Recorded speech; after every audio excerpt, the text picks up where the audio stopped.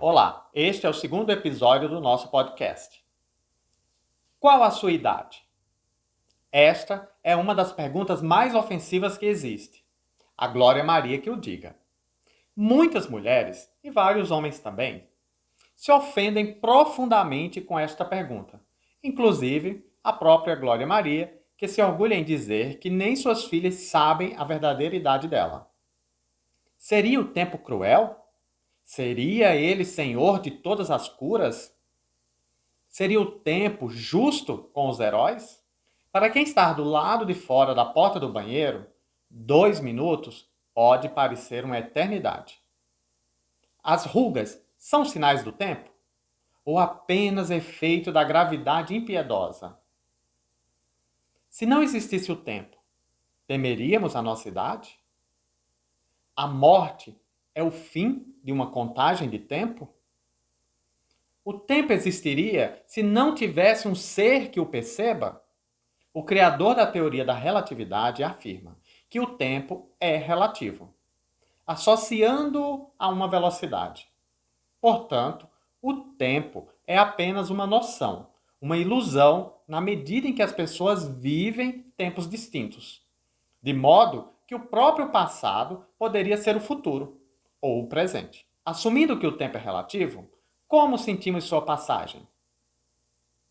Em nosso dia a dia, utilizamos o relógio para marcar como ele flutua em nossas vidas. Sendo uma grandeza relativa, ele depende do referencial a partir do qual sentimos e medimos. Sendo assim, passa de absoluto a relativo em um piscar de olhos. Basta mudarmos o ponto de vista. Mas para nós, primatas de postura ereta, braços mais curtos que as pernas e cérebros extraordinários, o tempo seria a duração relativa das coisas que cria no ser humano a lógica, ideia de presente, passado e futuro. Noção de continuidade, na qual os eventos se sucedem e que nos leva do nascimento à morte. E neste meio caminho aprendemos a comer, falar, dormir e ter filhos. E, claro, a não revelarmos nossa idade.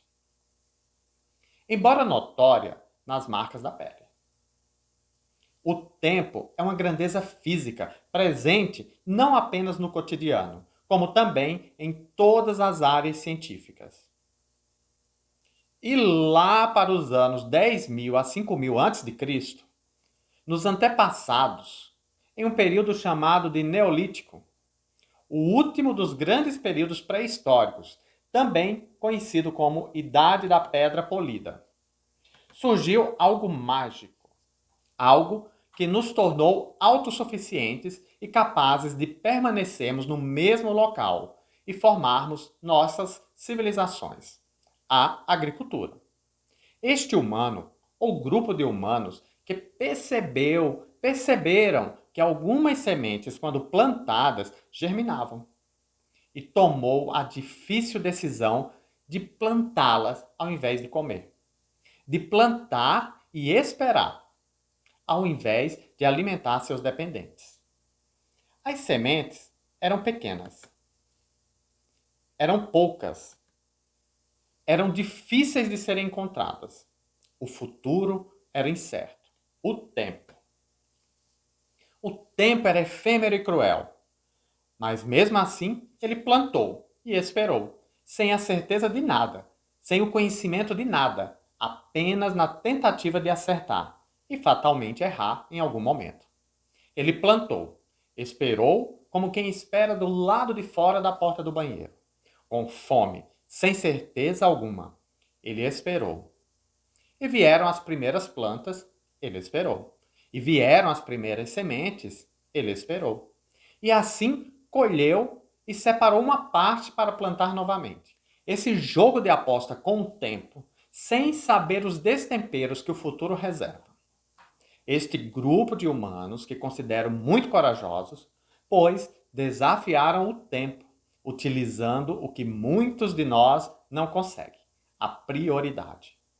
Prioridade é aquela condição de que algo necessita ocorrer de maneira imediata, preferencial ou emergencial. Algo importante que ocorre em primeiro lugar em relação às demais decisões. Ter uma boa gestão de prioridade é essencial, seja em questão de tempo ou de ordem. Por isso, não existe gestão de tempo, considerando sua relatividade, pela nossa capacidade de compreendê-lo e pelo fato de que ele passará apenas com base no ponto em que o vemos.